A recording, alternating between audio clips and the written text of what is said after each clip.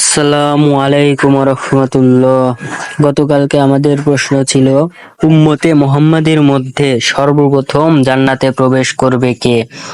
এটার উত্তর আমি নিজেও জানি না, তার জন্য আপনাদের কাছে আন্তরিকভাবে দুঃখিত।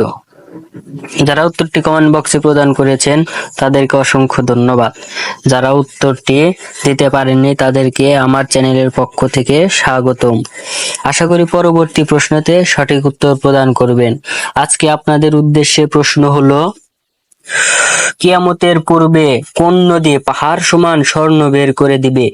এ দজলা নদী, বি ফুরাত নদী, সি নীলনদ, ডি ইয়ালা নদী।